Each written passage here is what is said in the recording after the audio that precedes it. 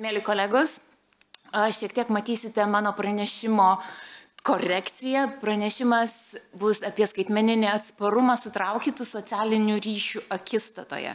Planavau kalbėti apie baltišką įtaką, bet ta baltiška įtaka šiek tiek susiaurėjo. Daugiau kalbėsiu apie Lietuvą, bet be jokios abejonės tas fokusas ir požiūris nukeliausi taip pat ir į Baltijos šalis.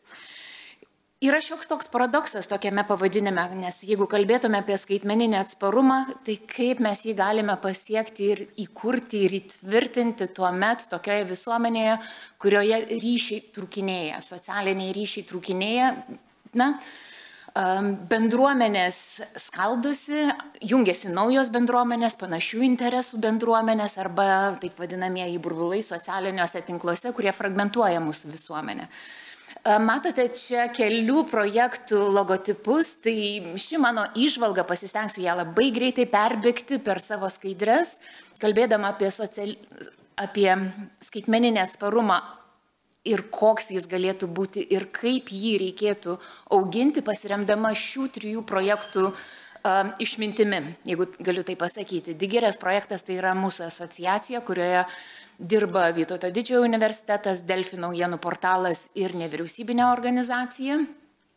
Diakomet projektu siekiame išsiaiškinti ir atrasti dialoginės komunikacijos etikos gaires, nes dialoginės komunikacijos ypatingai didelį poreikį jaučiame, o BESIT, tai Baltic Engagement Center for Combating Information Disorders, tai yra 3 Baltijos šalių projektas, kuriame taipogi faktų tikrintojai, mokslininkai ir nevyriausybinio organizacijų darbuotojai, taikydami pilietinio ugdymo ir medijų raštingumo ugdymo projektus, siekia auginti ir stiprinti skaitmeninį atsparumą. Iš mano tokios labai ilgos įžangos jau turbūt jaučiate, kad mes kalbame apie skaitmeninį atsparumą, bet kalbame apie tokias priemonės, kurios yra labai aiškiai apibrėžtos. Jeigu kalbame apie žiniasklaidą, mes kalbame, siekiame diegti ir taikyti faktų tikrinimo, populiarinti faktų tikrinimą žiniasklaidos kanaluose. Kai kalbame apie medijų raštingumą, mes siekiame auginti žmonių įgūdžius ir jų norą pasitikrinti informaciją, tokį sveiką skepticizmą auginti. Bet mes iš ties nesprendžiame esminės problemos. Mes nesiekiame suartinti žmonės, mes nesiekiame pažinti įvairias grupės. Ir čia, aš sakyčiau, yra didžioji bėda ir didysis paradoksas. Nepaisant, kiek mes daug investuosime į medijų raštingumą, nepaisant to, kiek mes daug kalbėsime ir rodysime faktų tikrinimo, projektus, tekstus, žiniasklaidoje apie tai kalbėsime, mes daugiau kovojame su pasiekmėmis, bet labai nedaug kalbame apie atskirtis, labai nedaug kalbame apie žmonių nesusikalbėjimą, apie pabirusias ir trūkinėjusių ryšių bendruomenės. Mes naudojame žodį atsparumas ir mes jau beveik esame prie jo pripratę ir mes kalbame, kad tai yra kiekvieno ir mūsų visų bendras gebėjimas atremti, atsispirti įvairiems iššūkiams, įvairioms rizikoms ir grėsmėms, kurios gali ištikti mus. Ir atsparumas pasireiškia tiek individo, tiek organizacijų, tiek visos sistemos, visos valstybės mastu. Mes galime kalbėti apie atsparumą. Kai mama kalba su savo vaiku arba tėtis kalba su savo vaiku, mes kalbame apie siekį auginti atsparų žmogų, auginti išsilavinusi, bet atsparų negandom žmogų, kuris gebėtų, turėtų ir įgūdžių, ir patirties, bet išsiaugintų ne tik įgūdžius, bet ir tokį, sveiką gebėjimą susireguliuoti. Pavyzdžiui, gebėjimą išspręsti matematikos uždavinį, bet jeigu aš nemoku išspręsti to matematikos uždavinio, aš turiu gebėjimą nebijoti nueiti ir paprašyti pagalbos mokytojo, bičiulio, draugo. Būtent apie tą gebėjimą ieškoti ir vertinti pagalbą mes labai mažai kalbame. Mes kalbame apie įgūdžių lavinimą, o įgūdžiai jie visi susiveda į labai konkrečius fiksuotus dalykus. Tai šiek tiek apie tą antrą dedamąją, apie tą gebėjimą nebijoti, nueiti, paprašyti. Iš kitos pusės, jeigu aš viską žinau, bet matau kitą žmogų, kuriam reikia pagalbos, aš turėčiau turėti tą jausmą, vidinę jauseną ir motivaciją atkreipti dėmesį į kenčiantį žmogų ir paklausti, galbūt aš galiu kažko padėti. Taigi, kas mums yra svarbu, kad mes turime kalbėti nebe apie atsparumą kaip apie kažkokią kolekciją įgūdžių, bet mes turime veikti tikrai išvien ir auginti bendrą jautrumą. Visi turime teisę jaustis saugiai. Ir kai mes kalbame apie vidinį sistemos, valstybės, makro lygmens saugumą, mes žinoma įsijungia įvairios sistemos, įvairios institucijos dirba, bet kita vertus, tarp realios ir tokios internalizuotos atskirties. Ir mes visi, kiekvienas kažkurioje situacijoje galime pasijusti esantis atskirtyje. Ar dėl savo amžiaus, ar dėl savo išsilavinimo, ar užimamos socialinės padėties, ar gyvenamos vietos ir taip toliau.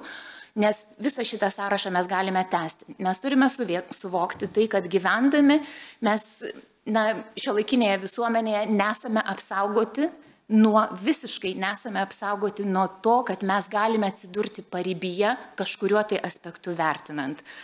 Ir Giedrės pranešime jau buvo apie tai kalbėta, taip pat ir mūsų pranešėjas šiandien ryte savo pranešime apie tokius dalykus užsiminė. Tai šita individuali socialinė atskirtis, taipogi jį internalizuota, reiškia per savo jausmus, aš patiriu atskirtį, aš patiriu gėdą, aš patiriu nesaugumą, aš patiriu liūdesį, nes negaliu gyventi taip, kaip jaučiu, kad turiu pašaukimą, ar ne? Tai jeigu neturiu gebėjimų, reiškia, ir susireguliuoti, tai išties tampu labai pažeidžiamų žmogum. Čia kalbėdama apie atskirtį, kalbėdama apie atsparumą, dabar jau pereinu ir kreipiu dėmesį į informacinę aplinką, informacinę atskirtį ir informacinį ir skaitmeninį atsparumą. Mūsų prelegentas daug kalbėjo apie besikeičiančią žiniasklaidos aplinką, jis minėjo, kad gyvename tokioje hibridinėje medijų aplinkoje, kurioje viskas maišosi, reiškia, galime sakyti, yra ir iš profesinės pusės žvelgiant šioje aplinkoje dirba ir žurnalistai, ir bet kurie propagandistai, ir įvairiausių nuomonių išsisakytojai, ir šiaip pykčio proveržį išpilantis veikėjai. Tai ką mes matome, tyrimai tikrai tą rodo, kad pačios ekstremaliausios, radikaliausios nuomonės, niekada jų mes tokių nesutiksime gyvai, kiek jos išsplinta socialiniuose tinkluose. Ir gale persikelia iš tų, kurie įsijungia į tuos, kurie traukia kitų dėmesį. Mes galime kalbėti apie dėmesio magnetus, kurie traukia dėmesį. Ir dėmesio magnetais gali būti ir politikai, ir žiniasklaidos darbuotojai, ir mokslininkai, ir kūrybininkai, ir įvairių profesijų atstovai. Tačiau taip pat ir nuomonės formuotojai, tačiau jais gali tapti ir propagandistai, ir įvairiausių blogų ketinimų turintieji. Taigi socialinių medijų aplinkos logika, viena iš logikų yra tas dėmesio valdymas. Ir ta galia yra labai greitai per visas tas medžioklės metaforas peršoka, persimeta į visiškai nevaldomus, nekontroliuojamus kitus centrus. Tai kokios yra tos auditorijos ir kaip žmonės susivokia toje aplinkoje? Aš čia pristatysiu kelis skaičiukus iš Europos socialinio tyrimo apklausos. Europos socialinis tyrimas prieš 2 metus atliko apklausą, tiesiog normali visuomenės nuomonės apklausa su daugybė kintamųjų, tačiau keli klausimai buvo tokie, kurie yra susijęs su konspiracijų teorijomis. Ir mums buvo labai įdomu pasižiūrėti, tai kiekgi žmonių Lietuvoje pasako, kad būtent šią konspiracijos teoriją aš palaikau. Ir jis skamba taip, siekdami apgauti ir suklaidinti, mokslininkų grupės manipuliuoja ir sufabrikuoja arba slepia įrodymus. Čia yra tokia, sakykime, klasikinė konspiracijos teorija. Buvo ir kitokių, bet pasirinkau šią. Ir duomenis pristatysiu Lietuvos ir tas baltiškas niuansas, baltiškas akcentas, šalia bus duomenys Suomijos. Irgi Baltijos šalis. Ir 3 dimensijų formate, klasikinės sociodemografinės charakteristikos, jas imame domėn, nes jos yra klasikinės. Tai yra amžius, lytis, išsilavinimas ir panašus dalykai, prie kurių mes jau esame ypatingai sociologai jau įpratę. Antroji dimensija, grupė klausimų, kurie yra susiję su tuo saviveiksmingumu, gebėjimu išdrįsti, žinoti, kad yra kažkur pagalba ir aš galėsiu jos prašyti. Informacijos atveju, jeigu nesugebu susidoroti, susitvarkyti su manipulacijomis, jaučiu, man kažkas čia netvarkoje, šituose informacinėse pranešimuose, aš žinau, kur aš galėčiau rasti tikslą ir teisingą. Prielaidą darau tokią, kad šie žmonės įvertina, aš pasitikiu žiniasklaidą, aš tikiu, kad žiniasklaida yra laisva mano šalyje kritikuoti politiką ir visus kitus. Na ir vertybinės nuostatos. Ir šioje kombinacijoje mes galime kalbėti apie žmonių gebėjimus ir tada sekti atsparumo link. Dvi valstybės, Lietuva ir Suomija, matote, pirma grupelė tiki konspiracijos teorijomis, antroji neapsisprendė, trečioji netiki. Ir matote, kad Lietuvoje yra gerokai daugiau tų, kurie tiki. Ir tiesiog mūsų klausimas, mūsų dviejų tyrėjų, manęs, Auksė Balčytienė ir mano kolegės Jūratės Imbrasaitės, ir buvo toks, patyrinėti, tai kurgi, kokie niuansai, kuo mes skiriamės. Ir tiesą sakant, paveikslas dėliojasi taip, labai netrukdysiu dideliais skaičiukais, bet kelis taškus uždėjau. Pavyzdžiui, atkreipime dėmesį į metus, kokio amžiaus, kiek išsimokslinimui žmonės skiria. Tai matome, kad Suomijoje netikintieji konspiracijos teorijomis skiria nepalyginamai daugiau laiko, išsilavinimui, reiškia, užtrunka ilgiau. Ir dabar prasideda tie klausimai, kurie yra susiję, kad galiu aktyviai dalyvauti politinės grupės veikloje, kaip save vertina žmonės Lietuvoje ir Suomijoje. Matom, kad Lietuvoje tas, visiškai ne, reiškia, skaičiukai yra mažesni, bendrai visose grupėse, sakykime, šiek tiek aukštesni tų, kurie netiki, trečios grupės, šiek tiek aukštesni. Dar labai įdomu, kas susijęs su įgūdžiais, tarkim, su skaitmeniniu raštingumu. Mes matome, kad Lietuvoje skaitmeniniai įgūdžiai nėra aukšti. Ir pavyzdžiui, labai paprastas klausimas, man žinoma PDF reikšmė. Mes matome, kad į šį klausimą žmonės, kurie, tiki konspiracijos teorijomis, pirmasis numeriukas Lietuvoje, mes matom, kad jiems 2,6, tai reiškia, kad jie yra veikiau tie, kurie, nežino, kas tai yra. Interneto naudojimas per dieną, matom, Lietuvoje visose grupėse jis yra ypatingai aukštas. Jeigu palyginsime su Suomijos rodikliais, matysime, kad 1 valandą mažiau žmonės Suomijoje naudojasi socialiniais tinklais ir internetu. Seku naujienas, taip pat yra labai aukštas siekis. Politika yra mūsų gyvenimo dalis, ar gyvenimo būdas, ar žiniasklaida tiesiog, kaip mes jau kalbėjome anksčiau, ir Aido pavyzdys buvo toks, kad labai daug kalba ir rašo apie politiką. Dar keli vertybiniai dalykai. Žmonėmis dažniausiai galima pasitikėti, matome Suomijoje 7 įvertinimas, Lietuvoje vidutiniškai 5, tai nepalyginamai didesnis įvertinimas Suomijoje. Svarbu, kad visi žmonės būtų vertinami vienodai. Čia mes matome vėlgi aiškiai skirtis, svarbu suprasti kitą. Man šis rodiklis yra labai toks, reikšmingas ir pasirodo, kad Suomijoje yra tikrai tas dalykas, ta vertybė yra svarbesnė. Viską reziumuoju, labai skubu. Turiu spėti? Turiu dar laiko. Gerai, prielaidos. Kaip mes galime apibūdinti ir kaip mes galime kalbėti šitame kontekste apie savo šalį, apie savo grupės, apie savo piliečius. Mes matome, kad visose grupėse yra įvairaus amžiaus respondentų. Reiškia, kas buvo įdomu, kad amžius Lietuvoje nebuvo kriterijus, kuris nulėmė, kur žmogus pateks, į kurią grupę, ar į tikinčiųjų, ar į tų, kurie neapsisprendę, ar į tų, kurie netiki.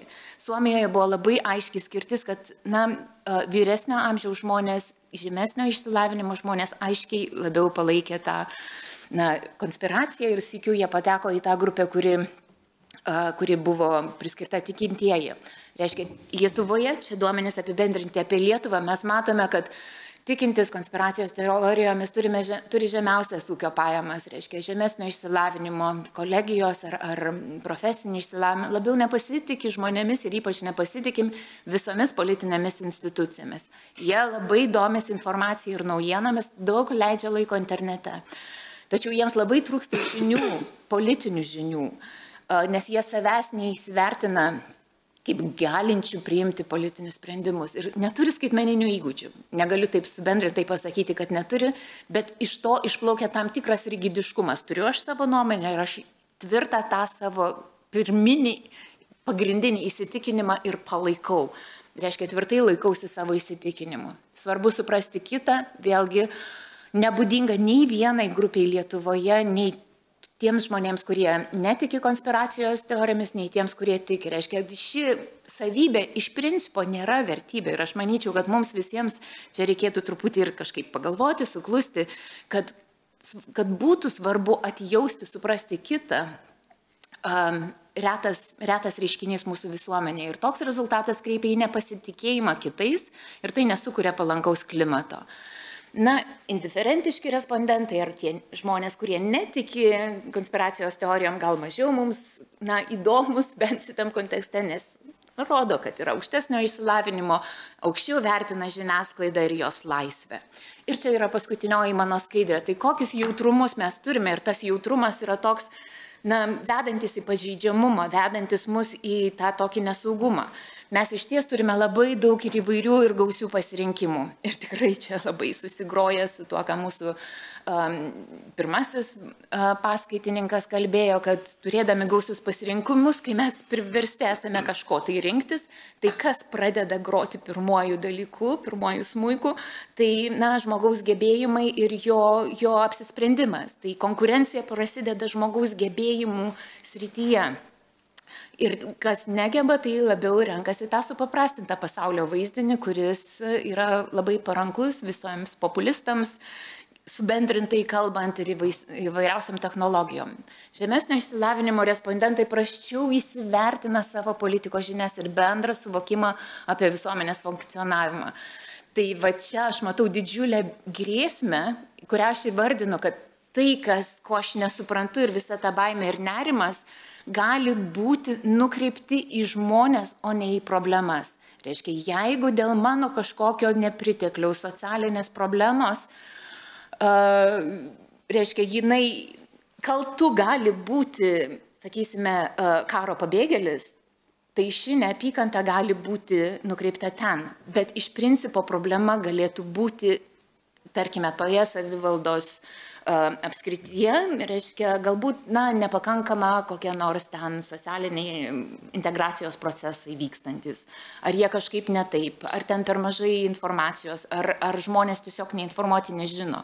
Reiškia, vietoj to, kad būtų sprendžiama problema ir žmonės tiesiog žinotų, kur man kreiptis, reiškia, jie išmanytų visą tą politinę sistemą ir struktūrą, jie pamato pirmą kaltininką ir tas kaltininkas visada bus žmogus, o ne problema.